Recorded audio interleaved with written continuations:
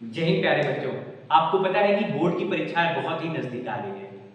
इसी क्रम में आज मैं आप लोगों को हिंदी स्पष्ट भाग 2 की जो काव्य है उसमें से मैं आपके लिए लाया हूं आत्मत्राण कविता। आत्मत्राण कविता रविन्द्रनाथ टैगोर की लिखी हुई एक ऐसी रचना है जिसमें कवि अपने आत्मा के भय का जो निवारण होता है उसकी करने की बात करते हैं।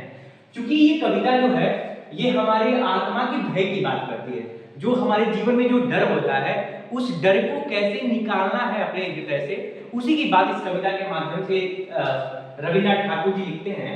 क्योंकि ये बंगला भाषा में लिखी गई कविता थी। इस कविता को हिंदी में रूपांतरित करने का प्रयास जो किया है वो श्रद्धेय आचार्य हजारी प्रसाद द्विवेदी जी ने किया है। तो मैं आपको बता दूं कि जो बंगला भाषा से हिंदी में जो रूपांतरण हुआ है, ये रूपांतरण उन्होंने किया है जो वो उस कविता को मैं आप लोगों के समक्ष प्रस्तुत कर रहा हूं। लिखी तो यह रविन्द्रनाथ टैगोर की रचना है परंतु इसका हिंदी में रूपांतरण आचार्य हजारी प्रसाद द्विवेदी ने किया है और उसी को आपकी आपकी पुस्तक में संकलित कर दिया गया है। तो मैं आपको बताते चलूं कि ये जो कविता है इस कविता के माध्यम से कवि कहना क्या चाहते हैं। तो चाहिए आइए शुरू करते हैं। ये कविता कहते हैं कि विपदाओं से मुझे बचाओ यह मेरी प्रार्थना नहीं, केवल इतना हो करुणा में कभी न विपदा में पाऊं भय। आगे कवि कहते हैं कि दुख ताप से व्यथित चित्त को न तो सांत्वना नहीं सही, पर इतना हो गई करुणा में दुख को मैं कर सकूं सदा जय। आगे क्या लिखते हैं कवि, कहते हैं आगे कवि कहते हैं कहीं कोई सहायक न मिले, अब तो अपना बल पौरुष न हिले, हानि उठानी पड़े जगत में लाभ अगर वंचना रही, तो भी मन में ना मानो छे। आगे क्या लिखते हैं मेरा त्राण करो अंदिन तुम यह मेरी प्रार्थना नहीं, बस इतना होवे करुणा में तरने की हो सकती अनामत।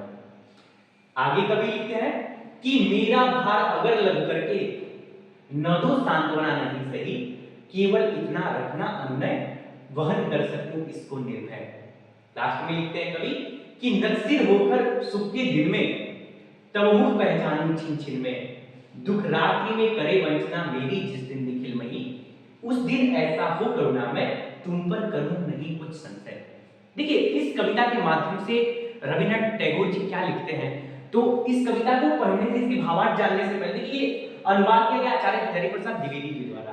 तो इसमें कवि बताना क्या चाहते हैं उसके माध्यम से मैं पहले आपको पाठ प्रवेश जो देख लीजिए आप इसमें दिया है इसके द्वारा मैं आपको समझा रहा हूं। देखिए क्या लिखा है कवि, कहते तैरना चाहने वालों को पानी में तो कोई उतार तो सकता है, उसके आसपास भी बना रह सकता है, मगर तैरना चाहने वाला जब स्वयं हाथ पांव चलाता है तभी वह तैराक हो पाता है। आप जानते हैं परीक्षा देने जाने वाला जाते समय बड़ों से आशीर्वाद की कामना करता है, बड़े आशीर्वाद भी देते हैं, लेकिन परीक्षा तो उसे स्वयं ही देनी होती है।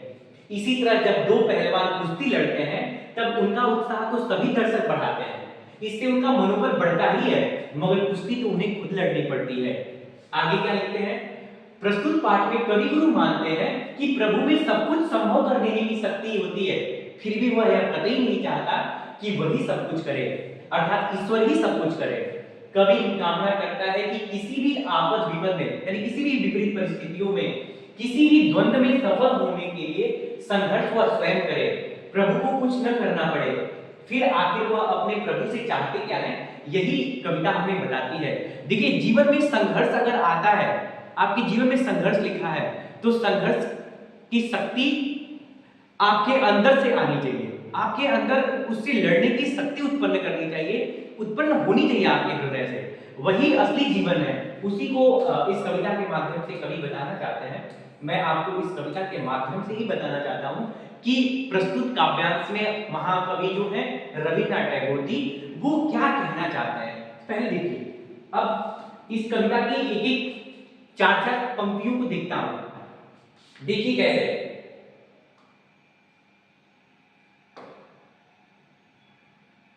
देखिए इसमें आचार्य हजारी प्रसाद द्विवेदी जो अनुवाद किया है उस अनुवाद का कितना बढ़िया हिंदी में क्या है उसका भावार्थ मैं देखता हूं, मैं आपको बताते चलूं कि क्या होता है। आप देखिएगा ध्यान से,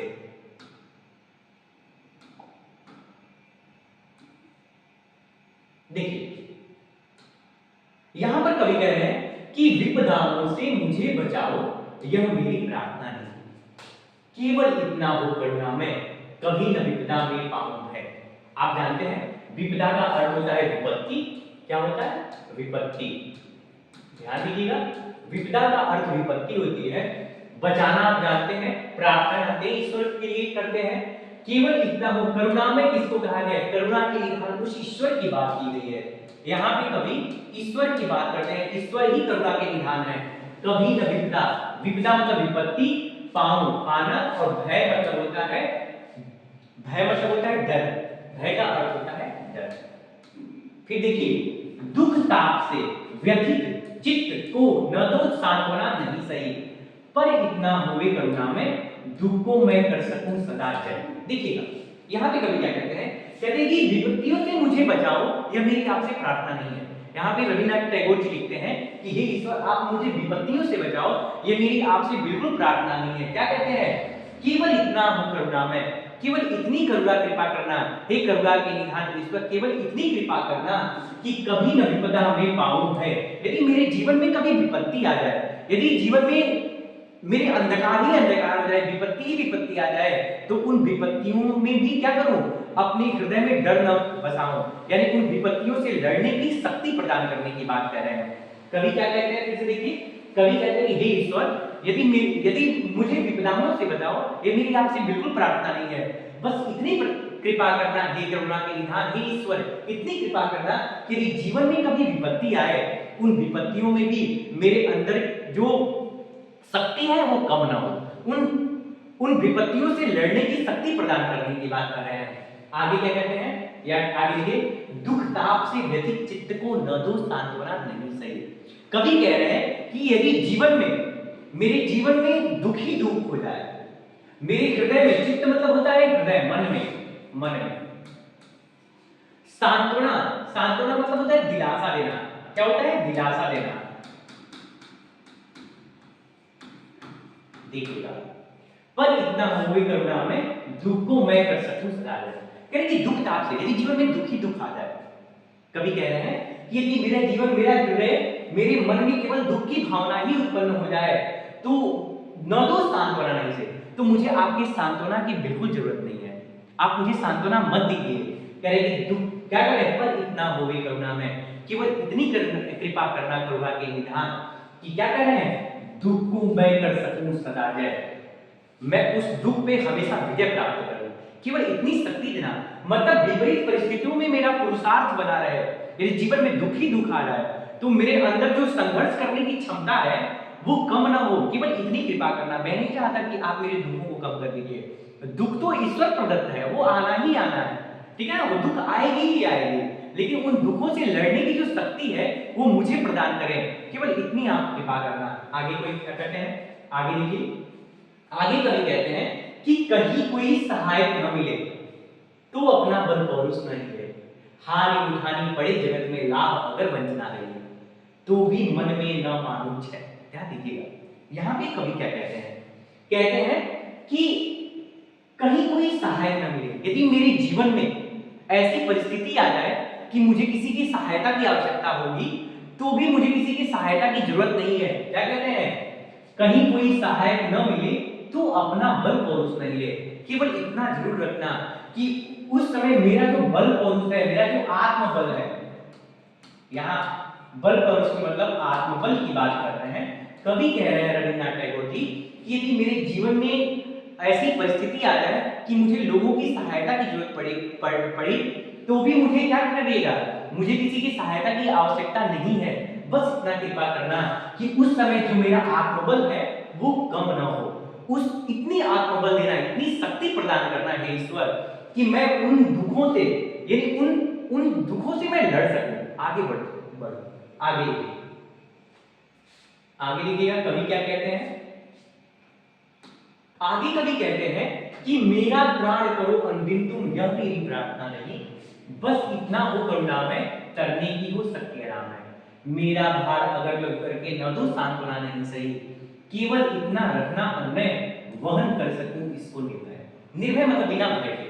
कवि कह रहे हैं कि मेरे त्राण, मेरे डर को, त्राण का अर्थ होता है डर, इसका अर्थ क्या होता है? डर, और अनुदिन का अर्थ होता है प्रतिदिन। ध्यान दीजिएगा, अनुदिन का अर्थ होता है प्रतिदिन। कवि प्रार्थना कर रहे हैं ईश्वर से, कह रहे हे ईश्वर, मेरे डर को यानी मेरे डर को प्रतिदिन दूर करो, यानी मेरे अंदर जो डर है उसको प्रतिदिन दूर करिए। ऐसी आपसे बिल्कुल उम्मीद नहीं है, ऐसी आपसे प्रार्थना बिल्कुल नहीं है। क्या कहते हैं, बस इतना हो करुणामय, कहते हैं ईश्वर बस इतनी कृपा करना, करनी की हो सकती अनामय। तो क्या करूं, उन दुखों से वो संसार रूपी जो सागर है जिसमें दुख ही दुख है, उन दुखों में तरने की शक्ति देना, कि मैं अपने साहस से उस दुख को क्या करूं, पार कर जाऊं। ठीक है ना।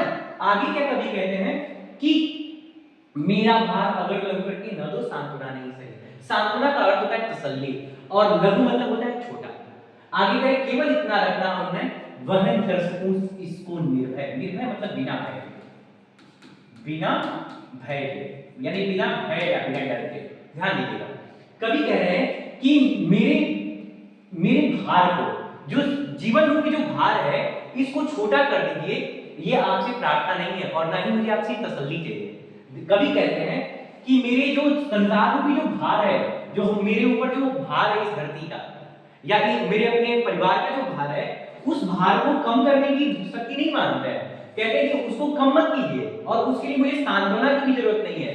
आप बस इतनी कृपा करना, हे ईश्वर इतनी कृपा करना कि उन दुखों के भार को भी क्या करूं, मैं निर्भय बिना डर के उसको पार कर जाऊं। ठीक है ना, उससे बाहर निकल जाऊं।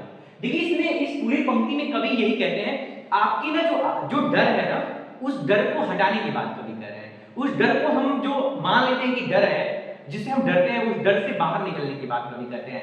आगे कवि क्या करते हैं देखिएगा, इस पंक्ति के माध्यम से आगे जो कवि हैं वो कहते हैं, ध्यान दीजिएगा आगे क्या कवि कहते हैं।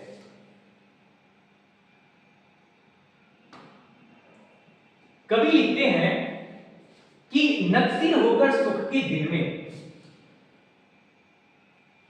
तवमुख पहचानूं छिन में, दुख रात्रि में करे वंचना मेरी जिस दिन निखिल मरी, उस दिन ऐसा हो करुणा में तुम पर करूं नहीं कुछ संशय। संशय का अर्थ क्या होता है, संशय का होता है शंका। संशय का अर्थ क्या होता है, शंका होता है।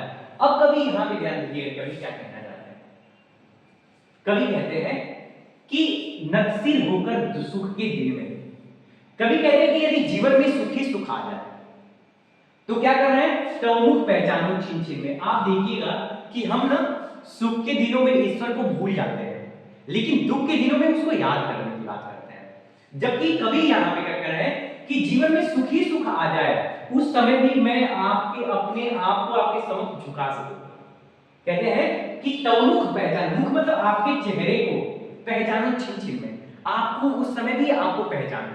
कवि कहते हैं हे ईश्वर मेरे ऊपर इतनी कृपा करना कि यदि मेरे जीवन में केवल सुख ही सुख आए, यदि सुख के दिनों में भी एक क्षण के लिए भी आपको न भूलूं, अर्थात हमेशा आपको याद करूं। कह रहे कि दुख रात्रि में करे वंचना जिस दिन निखिल मरी।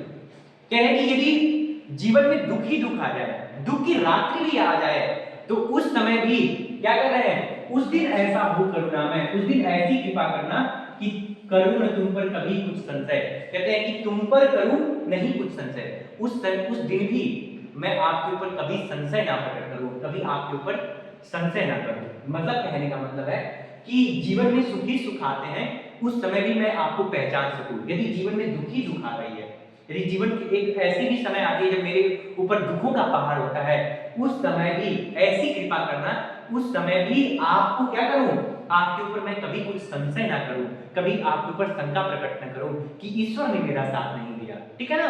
तो इस पूरे पद में कवि बताते हैं, इस पंक्ति के माध्यम से कवि जो रविन्द्रनाथ टैगोर है वो लिखते हैं कि मनुष्य को जीवन में संघर्ष स्वयं करना पड़ता है। आपको बताया ना कि तैरने वाले को पानी में उतारा जा सकता है, लेकिन उसे स्वयं हाथ पांव चलाना पड़ता है। इसलिए जब आप एग्जाम भी देने जाते हैं तो आप बड़ों से आशीर्वाद भी लेते हैं, बड़े आशीर्वाद देते भी हैं, लेकिन परीक्षा में तो आपको खुद ही लिखना पड़ता है ना। आप लिखेंगे तभी पास होंगे।